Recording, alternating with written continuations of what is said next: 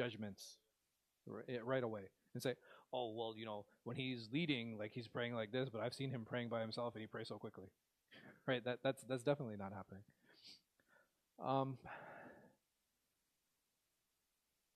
And that's what Ghazāli closes with here, saying that, okay, yeah, it doesn't affect the past action, but it opens the door to problems in future ones. And this is why it's something that's so dangerous. And it's fine for us to recognize it in others. So when we speak about others and we see somebody doing something well, should we mention it or no?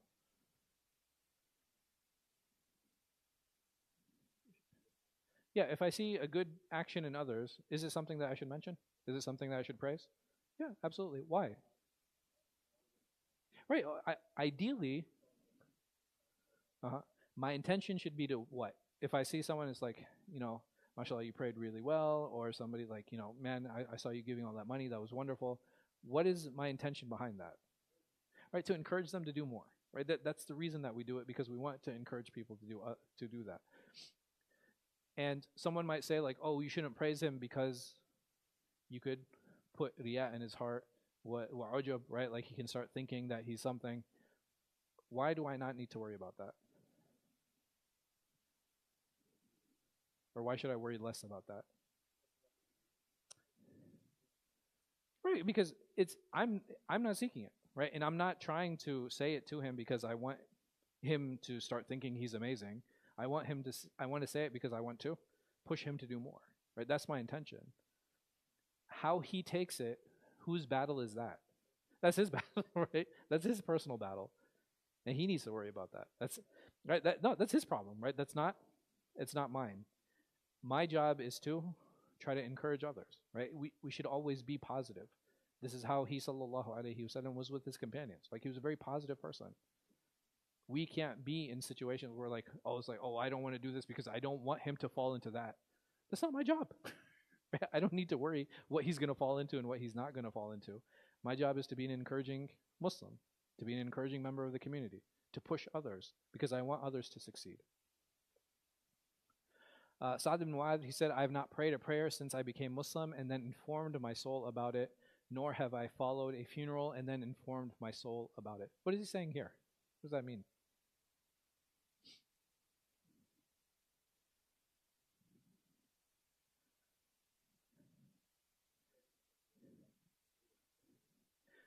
Right. He prayed with khushu'. He prayed with khushu'. He did those actions, and not that. He didn't care how he felt about those actions after he did it. Does that make sense?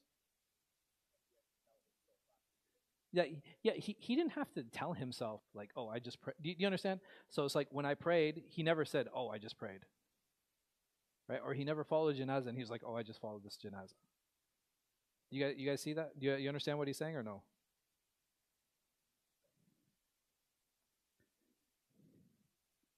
I'm sorry? Right. So he's basically like, well, I'm supposed to do this. Why do I need to? Why do I need to talk about it? Why do I need to boast about it? Right? These are obligations that he's doing. And the reason that he doesn't mention them to himself is why?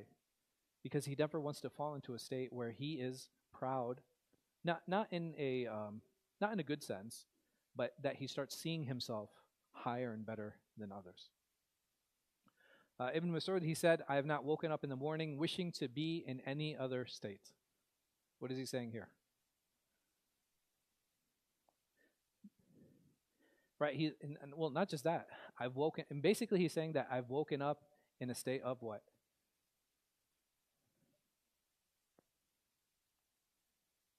I've woken up in a state of iman. Right, I've woken up in a state of belief. This is essentially what he's saying. And you're right that the meaning for this, like one of the meanings is like I'm thankful. Allah subhanahu wa ta'ala has allowed me to wake up every single day as a mu'min, and I'm thankful of being in that state. And there is this sense of self-recognition in some of these statements, right? Like he's recognizing what his position is. He's recognizing what his status is. Uthman radiallahu anh, he said, I have never sung, wished, or touched my beard with my right hand since I gave allegiance to the Messenger of Allah sallallahu alayhi wa sallam. What is he saying here? Huh? What does that mean?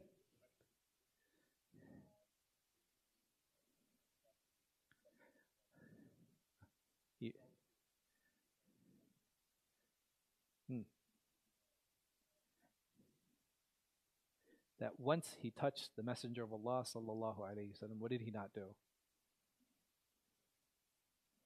He never touched his beard. Good. Okay, why? He wanted the last thing that he touched was what? The blessed hand of the Messenger sallallahu alaihi wasallam. And there's something. So if you look at all of these things, these are things that they actually took pride in, right? That they were proud of the fact that they did these things. I'm sorry. Washed. Yeah, yeah. Like it says, I have never combed or washed. Like he never used his right hand to do it. Meaning that he was still combing and he was like still obviously he was still grooming himself, but he never did it with his left hand because the thing that he touched and the final thing he wanted to have touched with his right hand was what? The Messenger sallallahu alaihi wasallam. Shaddad ibn Aus, he said, I have not spoken a word since I became Muslim except when necessary.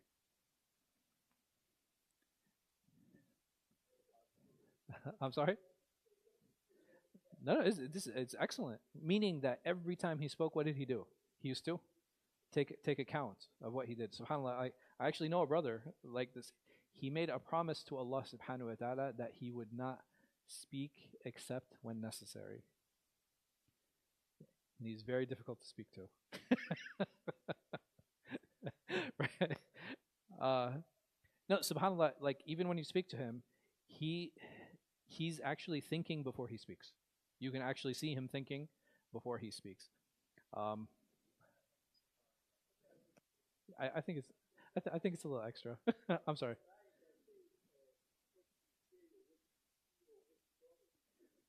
Yeah. So everything you say is recorded. Not everything I feel. All of those things are there. I'm responsible in what sense? When I act on them only. If I see something and I'm doing it purposely, then I'm accountable.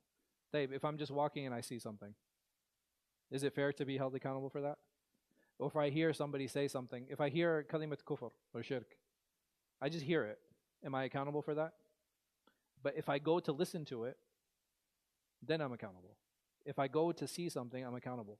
But if I'm passively engaged in things, if I'm walking and I hear something or I see something, those are things I'm not accountable for.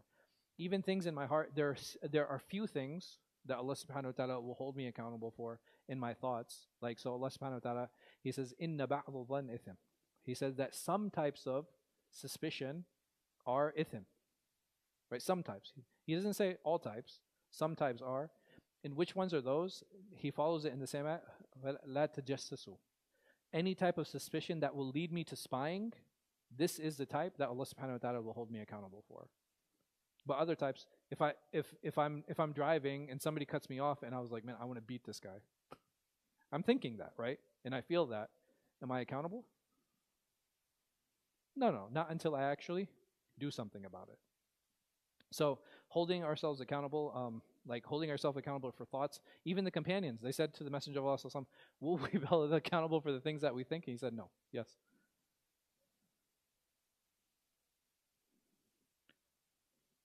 I think people are different personalities, right? There are some people who speak less. There are some people who speak more. I think we should always try to be balanced, when we do speak and we present ourselves.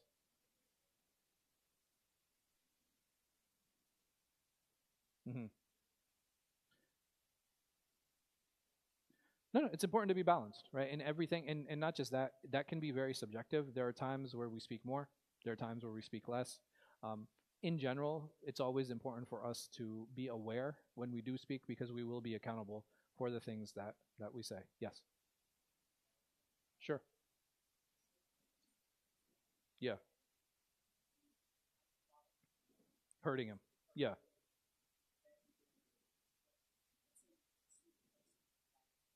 Hmm. Yeah. You'll be accountable then. So for example, if my intention is to go and hurt somebody and I get stuck in a traffic jam, I'm still accountable. Why? Because I actually intended and I was going to fulfill it, but I was stopped by outside factors. Does that make sense? Yeah, yeah, no, no, because I intended on fulfilling it, right? Like I'm gonna go through with this, but I was stopped by outside factors. I get into an accident, I get hurt, something, you know what I mean? But if I'm on my way, I'm like, man, I'm gonna kill this guy, and then I'm like, yo, what am I doing? I'm being absolutely silly. Astaghfirullah. I'm actually rewarded. So in situations where I actually have ill thoughts and I stop myself from acting on them, that's the situation where I'm actually rewarded for. But in yeah, so is it good to get into the habit of, like, even having these ill thoughts? No, right? Even that is something that's problematic. And if I find my heart constantly leaning toward ill thoughts, hurting others, taking advantage of others, I really need to I need to reassess and readjust like what it is that I'm thinking. Inshallah. Abu Sufyan, he said to his family when death approached him, "Do not cry for me, for I have not committed a sin since I became Muslim." It's bold, right? For sure. But this is the confidence he had in himself. And he probably said this for encouragement to his family. Like, hey, listen, don't worry about me. Inshallah, I feel I'm good with Allah subhanahu wa ta'ala. Umar ibn Abdul Aziz, he said, if Allah decided a matter for me, it pleases me whether it is difficult or easy for me. So he says, it doesn't matter how difficult that is. It doesn't matter how difficult that action is. Alhamdulillah, I feel I am able to fulfill it. And all of these display, like, where these individuals' hearts are. And that's something that's important for us to keep in mind. Like, where is my heart? What position is it in? Where do I stand? How comfortable am I with Allah subhanahu wa ta'ala? And these are sometimes very tough conversations. And some of us might feel like, oh, well, I don't feel like I'm in a good place with Allah subhanahu wa ta'ala. Like, what can I do? I'm sorry? Work on it. Right? The moment I realize that my position or my state with Allah subhanahu wa ta'ala is not where I want it to be or where it should be, what can I do? I can work on it. Like, if I do a sin, and this sin is something that might be consuming me and something that I'm worried about, what do? I make istighfar. How much istighfar do I make? Right? Until Allah subhanahu wa ta'ala brings ease to my heart. Right? And sometimes we don't know. It's like, man, I did something so bad, I did something so wrong, I did something so difficult, something so challenging. And where does this become a problem? Where that guilt now paralyzes me. That's the problem. Because guilt in Islam is actually empowering. It's not debilitating. In the moment that guilt stops me from doing actions, I have become selfish. That's it. I have become selfish. I'm only concerned with myself. I'm only concerned about me. Right? Everything starts revolving around me. And that's not what Islam is. Islam is about understanding and pivoting and shifting. The moment I realize I've committed a sin, okay, what am I going to do about it? The Prophet ﷺ, he said, follow a bad deed with a good deed so that it can wipe it out. Allah gives us opportunity after opportunity. Our job is to seize it. In the moment we freeze, we're only doing ourselves a disservice.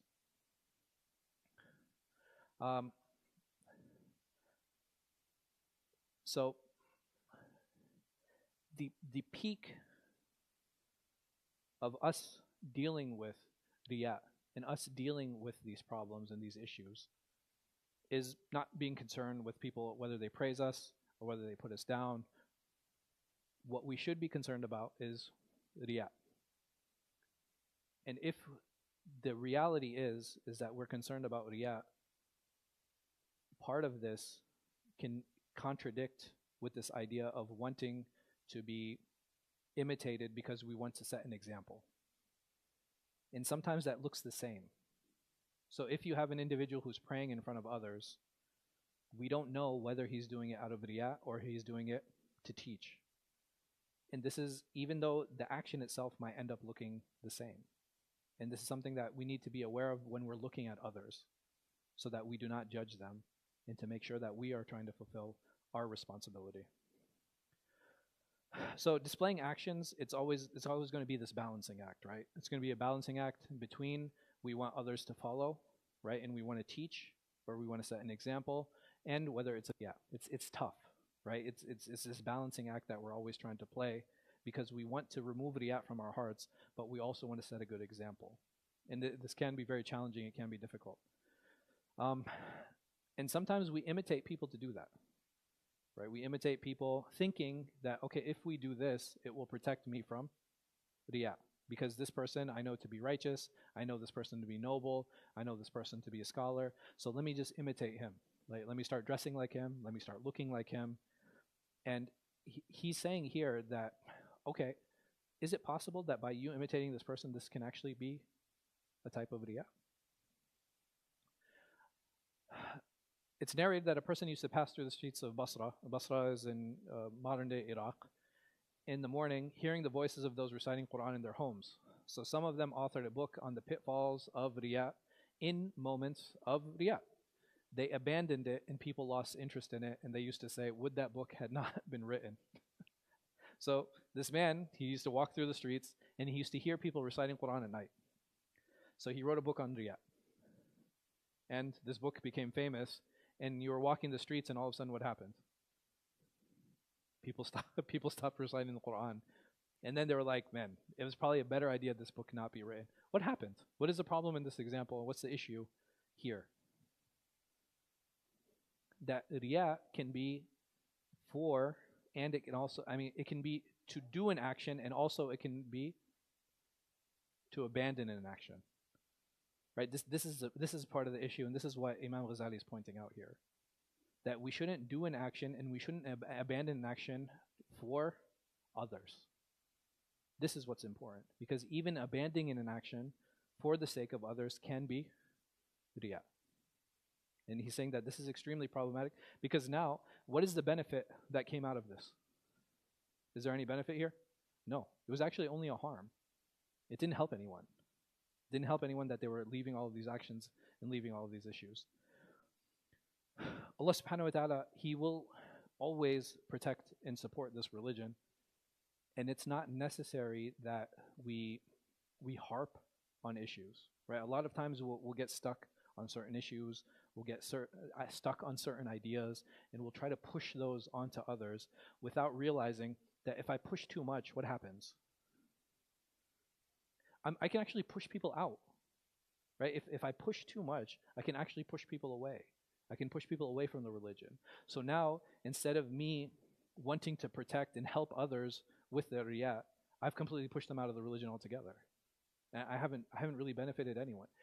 Do you see how difficult this balancing act becomes? Right? Like you want to set an example. You want people to succeed. But I can't want that so much that I'm actually pushing people away and I'm actually hurting people. Right? It becomes very dangerous. And this is what happens with extremism, right? Extremism in anything, especially with the religion, right? Because you make the religion so difficult. It becomes so challenging. And that's not what the deen is for. Even the Prophet Muhammad sallallahu alaihi wasallam, he said, "Yassiru wa la tu'assiru." He said, make things easy. Don't make things difficult. Bashiru wa la tunaffiru. Give glad tidings. Don't always, give sad tidings of things. Glad tidings. Tell people about paradise. Tell people about reward. Like encourage others to do good deeds. And if you're going to lead with love, right? Lead with love. Lead with respect. And it's very sad for me when I see an entire culture that focuses more on punishment, focuses more on limitation, focuses more on like a lot of these negative aspects. And I'm like, how is that going to encourage people to practice? But I believe that within certain communities, they don't feel that sense of iman unless somebody's actually berating them, right? Unless somebody's actually telling them, oh, it's because of your sins, it's because you're wrong, it's because you're lying, because you're taking advantage of others. And until there's like this accusatory kind of display, people don't feel like, oh, I'm not practicing, like I'm not good enough. And it's this weird like masochistic view of the religion, when the religion is something that should be that attracts us, right? It's something that we actually look forward to. When we go out in the world and when we're practicing, we don't feel a lot of limitations. It doesn't mean that we don't feel any, but it doesn't mean that what's a better way of putting it? We should never feel suffocated. We should feel restricted, And that's good. But we should never feel suffocated. Just like when I'm driving, I feel restricted, right? How come I only get to drive on roads? Right? Like, why do I have to follow like traffic signs? How come I have to go this speed? But am I stopped from traveling from place to place? Like, I can still get to the destinations I want to. I feel restricted for sure, but I don't feel suffocated because I can still move around easily. I can't move in every place, in every direction, in every way. But if I just imagine if I started driving on lawns, right? I started driving through through forests, what would happen? More people would probably get hurt, right? More people would be more property would be damaged. There would be less benefit that actually comes out of it. And if we think of the Sharia like this, what does the Sharia come to do? The Sharia actually came to give us guidelines. But it actually came so that society would function in a more meaningful way, in a more meaningful manner. So that we would minimize the harms that we would cause against each other. That's what its purpose is. And like I said, it's here. There are restrictions for sure, but those restrictions are for our benefit. Yes.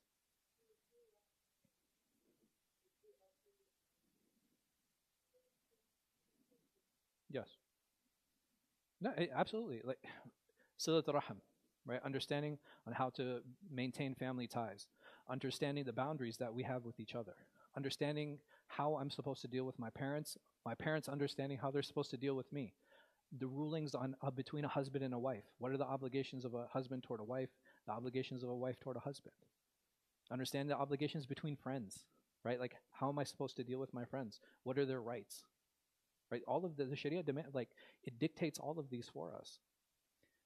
It does it dictate like certain like specific minute details? Absolutely not. Right? There's nothing that's like that. And those things sometimes they're set socially. So, for example, I think I've used this example before. If I go to, is Dunkin' Donuts on the BDS list? No, it's not? Okay. We could still drink Dunkin'. So, when America runs on Dunkin'? They shouldn't drink it? Okay. But if I go to, you know what, Qamariya. I go to Qamariya Coffee. Yemenis are still okay? No, but, so like a Qamariya Coffee, if I order one coffee and one espresso, they might give me the same cup, right? But how much espresso are they going to give me? They're just going to give me like this much, right? And they're going to give me a full cup of coffee. How come people don't argue with them when that happens? How come people aren't like, hey, how come this cup isn't full?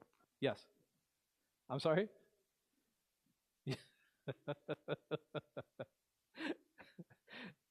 Because culturally it's understood. When somebody orders an espresso, how much are they going to get? They're only going to get a little bit, right? That's culturally, that's what's understood. And that's how it should be. In coffee, everybody understands, like, nobody's going to argue and be like, hey, you're only supposed to give me this much coffee. You're only supposed to give me like 2-3 sips of coffee. Because these are cultural standards that have been agreed upon, and these are cultural standards that have been set. And even how we deal with certain relationships, cultural understandings of going into a marriage. How many people in the US go in, if there's no conversation beforehand, you have a couple that's getting married, and the girl comes and moves in, and he's like, yeah, our parents live with us.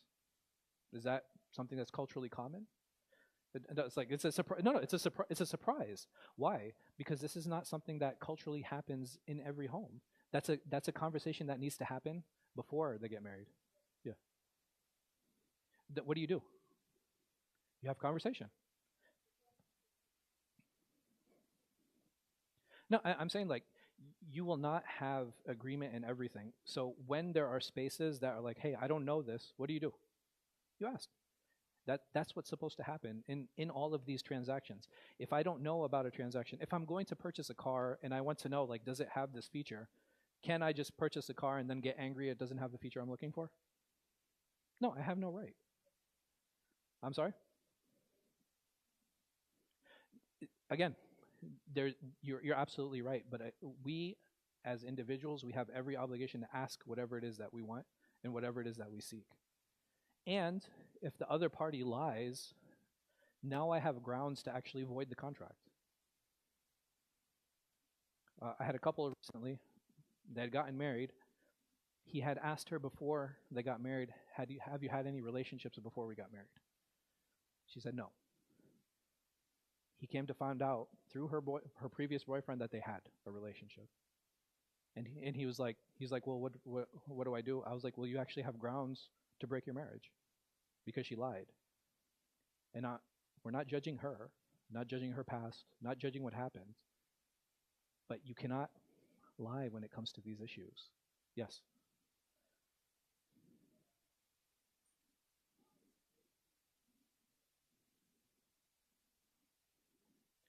Sure, by not agreeing to the marriage, right? Because at the end of the day, there's a difference between disclosing sin. If somebody had said like, hey, if somebody asks like, are you a virgin? You say no. You don't have to disclose why that happened, right? It could be rape, right? Somebody could have taken advantage. You could have been married previously. There's no reason to get into details like, yeah, I was in a haram relationship. Does that make sense? And you can disclose, say no, I'm not, and say okay, that's fine. You cannot ask now. If I ask and I'm proposing and I say, hey, listen, I'm a virgin. I want to make sure that I marry somebody who's a virgin. Are you? She can say no. I can ask why, but she has no obligation to answer. Does that make sense? But you can't lie.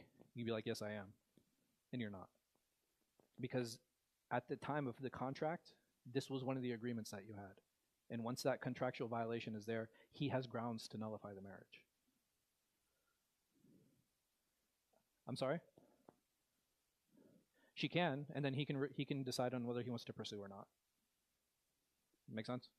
So if she's like, I'm not comfortable answering that question, he can be like, okay, well, I'm not comfortable getting married. That's his right. Because again, the idea, in even in these situations, you're not judging the person, right? You're not saying, oh, you're going to hellfire, or you're a sinner, you do this. No, no, no. This is the like when we get married, they're married on preferences, and it's a consensual agreement. It's like, I'm agreeing to marry you on these terms. And even when we go to get married, what is one of the first understood implicit things when a couple gets married? I'm attracted to you, right? It's understood that I'm attracted to you.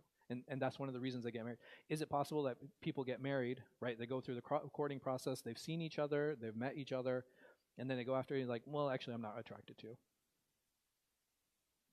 It's silly, right? It's actually insulting at that point.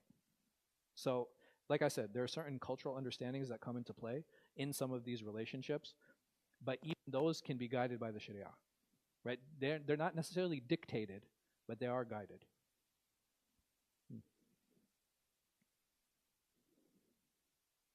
I'm sorry? To what? Where learn with fiqh? Yeah.